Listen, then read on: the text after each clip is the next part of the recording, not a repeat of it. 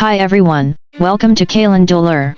Today's video is all about how to read sheet music for piano. If you're new to playing piano, or if you've been playing for a while but struggle with reading sheet music, you've come to the right place. In this tutorial, we'll go over the basics of music theory and show you how to read notes, rhythms, and more. By the end of this video, you'll have the tools you need to read sheet music with confidence and play your favorite songs. So, grab your piano and let's get started. Learning to play the piano is an exciting and rewarding experience, but it can also be challenging. One of the most important skills to master is the ability to read sheet music. Sheet music is essentially a written language used to communicate musical ideas and instructions to a performer. It contains a series of symbols and markings that represent notes, rhythms, dynamics, and other important information. In this tutorial, we will walk you through the basics of how to read sheet music for piano. Part 1. Understanding the basics. Before you can start reading sheet music, you need to understand the basics of music theory. This includes the names of the notes on the piano, the different types of rhythms, and the symbols used to indicate things like tempo and dynamics. Once you have a good understanding of these concepts, you can start to read sheet music with more confidence. Part 2. The staff and clefs. The first thing you'll notice when you look at a piece of sheet music is the staff. The staff is a series of 5 horizontal lines and 4 spaces that represent different pitches. Each line and space corresponds to a specific note on the piano. The notes on the staff are written using symbols called clefs. There are 2 main types of clefs used in piano music, the treble clef and the bass clef. The treble clef is used to indicate higher notes on the piano. It is also known as the G clef because the symbol looks like a stylized letter G. The notes on the treble clef staff are typically played with the right hand. The bass clef, on the other hand, is used to indicate lower notes on the piano. It is also known as the F clef because the symbol looks like a stylized letter F. The notes on the bass clef staff are typically played with the left hand. Part 3. Reading notes. Once you have a good understanding of the staff and clefs, you can start to read notes. Each note on the staff represents a specific pitch on the piano. The notes are indicated using circular symbols that can be filled in, empty, or have a stem attached to them. The position of the note on the staff indicates the pitch, while the shape of the note indicates the duration. Part 4. Rhythms and time signatures.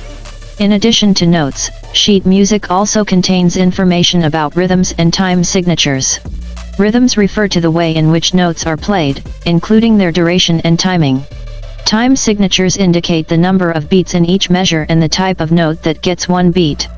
Part 5. Dynamics and articulations.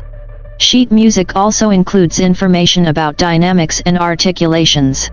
Dynamics refer to the volume or intensity of the music, while articulations refer to the way in which notes are played, including things like staccato, legato, and accents. Part 6. Putting it all together. Once you have a good understanding of all the different elements of sheet music, it's time to put everything together. This involves reading the notes, rhythms, time signatures, dynamics, and articulations and using them to play the music as it was intended to be played. Part 7. Tips for practicing. Learning to read sheet music for piano takes time and practice, but there are some tips that can help you along the way. Here are a few things to keep in mind. Start with simple pieces. When you're first starting out, it's important to start with simple pieces that are easy to read. This will help you build your skills and confidence before moving on to more complex music. Practice sight reading. Sight reading is the ability to read and play a piece of music you've never seen before. It's an important skill for any musician to have, and the more you practice it, the better you'll become. Use a metronome. A metronome is a tool that helps you keep time while playing music. It's important to practice with a metronome so that you can develop a strong sense of rhythm and timing. Practice slowly. When you're first starting out, it's important to practice slowly so that you can focus on reading the notes and rhythms correctly. As you become more comfortable with the music, you can gradually increase the tempo. Record yourself. Recording yourself while you practice is a great way to monitor your progress and identify areas where you need to improve. Take breaks. Learning to read sheet music can be mentally taxing, so it's important to take breaks when you need them. This will help you stay fresh and focused. In conclusion, learning to read sheet music for piano is a challenging but rewarding experience. By understanding the basics of music theory, the staff and clefs, notes, rhythms, time signatures, dynamics, and articulations, and by practicing regularly, you can become a confident and skilled musician.